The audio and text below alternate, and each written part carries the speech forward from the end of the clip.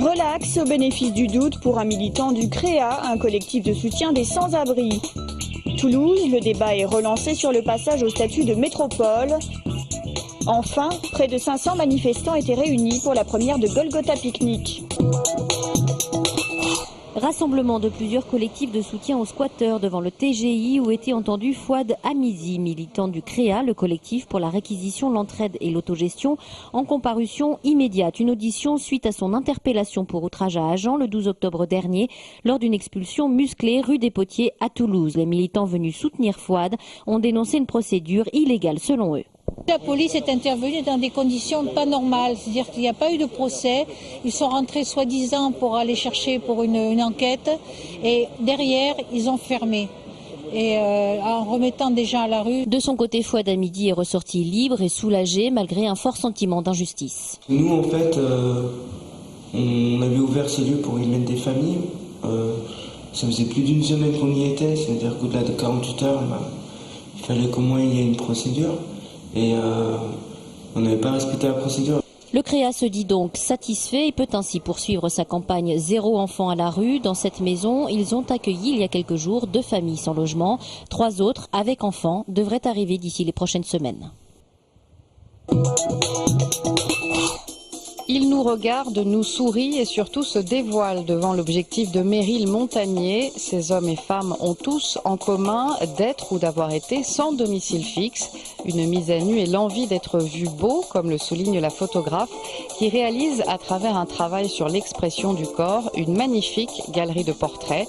L'exposition Toi est à découvrir jusqu'au 2 décembre à l'espace Bonnefoy. Rendez-vous également ce soir à 19h pour le vernissage de l'exposition. Les 17 et 18 novembre à Nice se tiennent les journées des communautés urbaines de France. L'occasion de rouvrir le débat sur l'avenir de l'intercommunalité autour de Toulouse. Pour le groupe Toulouse Métropole, le passage au statut du même nom offrirait 2 atouts.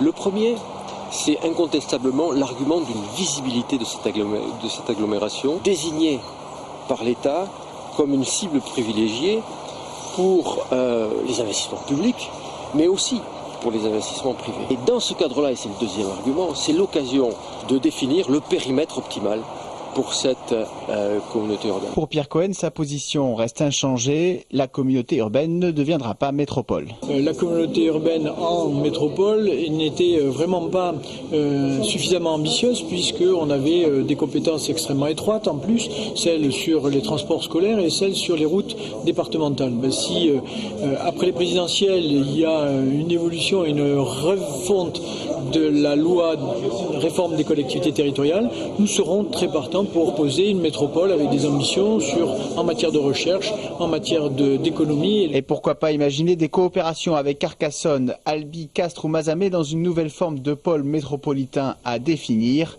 Le tout restant conditionné à une victoire de la gauche en 2012. Quel avenir pour nos territoires face aux mutations démographiques? La question était au cœur des débats cette semaine lors du séminaire annuel du Comité régional pour l'information économique et sociale et l'INSEE. Parmi les phénomènes qui interrogent les spécialistes, la migration des citadins vers la campagne proche de Toulouse. Ça n'est plus la tache d'huile qui s'étend sur le territoire, mais c'est un territoire qui est composé de zones rurales dans lesquelles s'établissent des citadins, apportant là leur mode de vie, un certain nombre d'exigences aussi en termes d'équipement, ce qui bien sûr interroge les collectivités territoriales concernées. L'avenir de Toulouse, c'est aussi le projet d'une métropole en 2015. Objectif, une coopération avec des villes comme Auch, Albi ou encore Carcassonne, une entité dont certains craignent qu'elle fasse doublon avec la région. Est-ce que ça se construit à l'initiative des représentants des intercommunalités? On peut regretter sans doute que l'exécutif régional ne se soit pas saisi de ce dossier un petit peu plus fermement, mais je pense que les choses progresseront au fur et à mesure que le temps va passer. Les régies de quartier, au nombre de 3 à Toulouse, font partie du programme départemental d'insertion. Ce sont des associations dont les missions sont l'entretien des espaces verts, de la rue et des bâtiments du quartier. Elles permettent d'employer des habitants qui n'ont pas de qualification, souvent peu d'expérience du monde du travail, et de recréer du lien social tout en améliorant le cadre de vie. À Bagatelle, la régie va plus loin puisqu'elle est aussi une entreprise d'insertion. Nous, en interne, on a ce qu'on appelle l'école à la régie.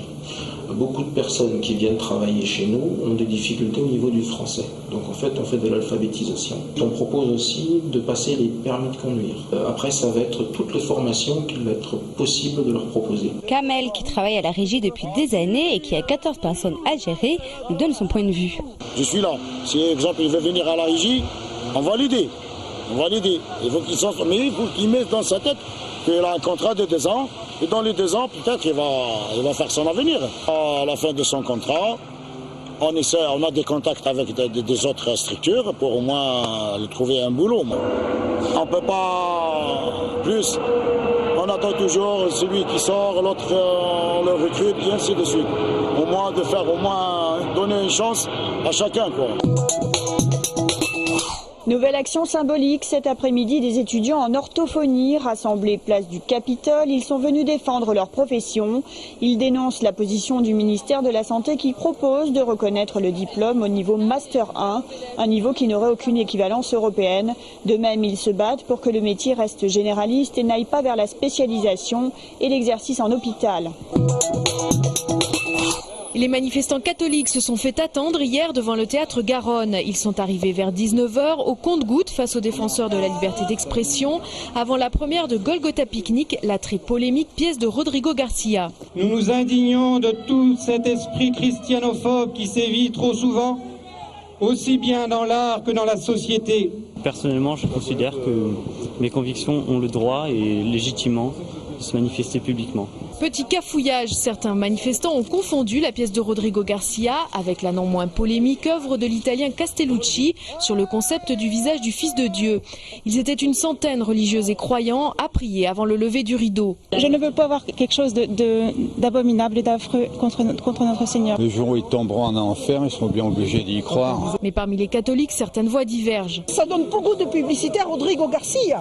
C'est un provocateur, comme Jésus a été un provocateur. Mais l'esprit de l'évangile, il est dans les pièces de Rodrigo Garcia. Les manifestants seront devant le théâtre à chaque représentation. L'archevêque de Toulouse, qui ne cautionne pas les manifestations mais comprend le désarroi causé par le spectacle, organise un moment de prière vendredi soir. Samedi, le groupe Kiwitas organise une nouvelle manifestation.